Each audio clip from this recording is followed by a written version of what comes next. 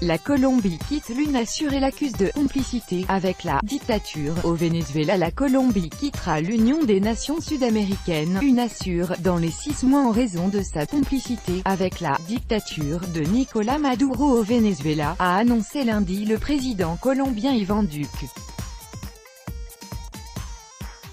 Pendant des années, j'ai affirmé publiquement que la Colombie ne devrait pas continuer à faire partie de l'UNASUR, une institution qui s'est arrangée, de par son silence et souvent sa complaisance, pour que les traitements brutaux, réservés aux citoyens, de la dictature au Venezuela, ne soient pas dénoncés, a déclaré dans un communiqué de presse M. Duque, qui est entré en fonction début août.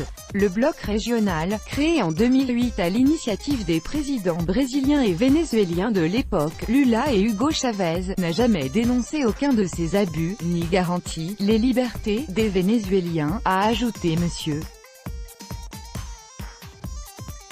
Le gouvernement colombien a déjà entamé le processus formel de dénonciation du traité qui le lie à l'organisme, a-t-il précisé. Le ministre des Affaires étrangères, Carlos Holmes Trujillo, avait déjà annoncé le retrait de la Colombie le 10 août dernier, soit 3 jours après l'accession au pouvoir d'Iván Duque.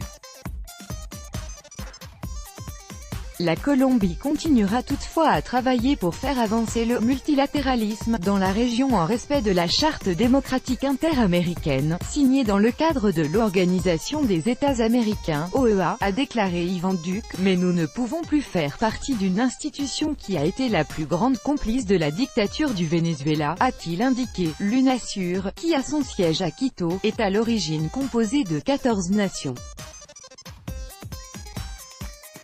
En avril, 6 d'entre elles, le Brésil, l'Argentine, la Colombie, le Chili, le Pérou et le Paraguay, avaient déjà décidé de suspendre leur participation jusqu'à la nomination d'un nouveau secrétaire général en remplacement du Colombien Ernesto Samper, qui avait quitté ses fonctions en janvier 2017. La tension reste forte entre la Colombie et le Venezuela, qui partagent 2200 km de frontières communes.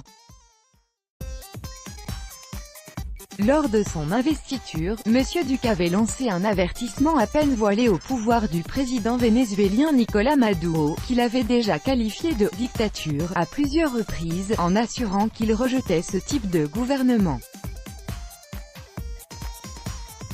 Il y a un peu plus d'1 an, Bogota a presque gelé ses relations avec Caracas, au milieu de l'exode de centaines de milliers de Vénézuéliens fuyant les pénuries d'aliments, de médicaments et de produits de première nécessité, causées par la crise économique qui sévit dans le pays.